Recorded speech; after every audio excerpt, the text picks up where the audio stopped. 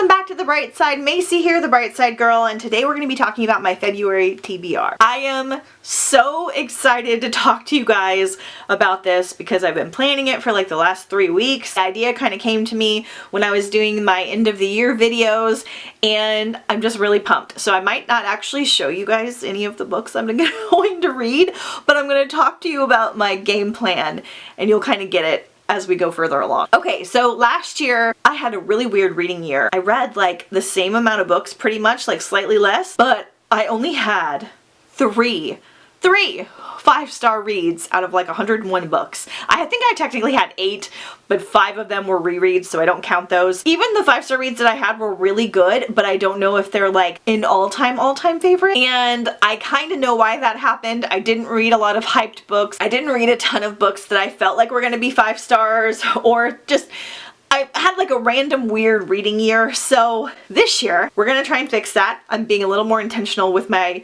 reading, especially this month. So I'm going to try to manifest a 5-star reading month. Not that every book is going to be 5-star, but what I'm doing is I am only going to be reading books that are 5-star in some capacity. Now let me explain.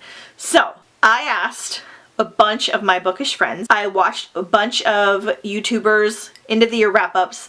I looked at Instagram, asked some of my friends that I just put a random poll on Facebook with my like normal friends that don't read like hundreds of books a year.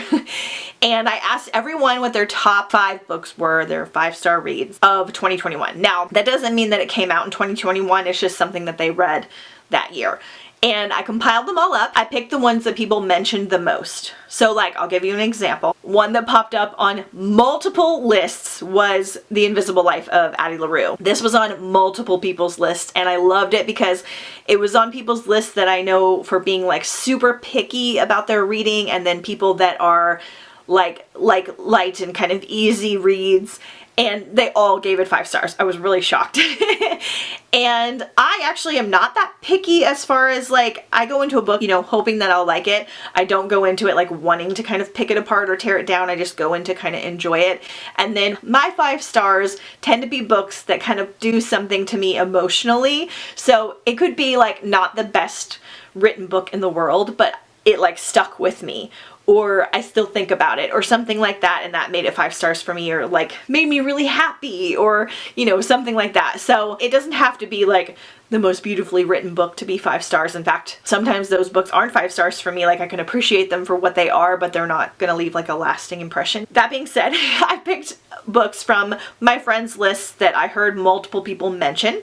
So I made a list of those, the ones that were like mentioned at least like 3 or 4 times. And then I made a list of authors that I have given 5 stars to that I haven't read very much of, or I haven't read any more from them. I made a list of their other books. Now that could be risky because, you know, like I read Uprooted and I'm pretty sure I gave it 5 stars, and then I recently read Spinning Silver and it was like a solid 3-star. Like, it really wasn't that amazing. Kind of the risk that we take. I also went through some like Goodreads lists of things that people gave 5 stars, and just things that I think personally off my shelves that I am personally going to give 5 stars, and all of this jazz. I have a huge list. I've got a bunch of things requested on Overdrive, and so what I'm going to do is throughout the month of February I'm going to read mostly these books. I have a couple buddy reads and things in there that don't really line up with this challenge. I know I'm going to vlog at least the first week, but I might vlog the whole month depending on how I can keep up with everything. It'll be a really simple vlog. It'll just be me like updating my reading and not necessarily like doing other lifestyle things like I normally like to do. The list is super random.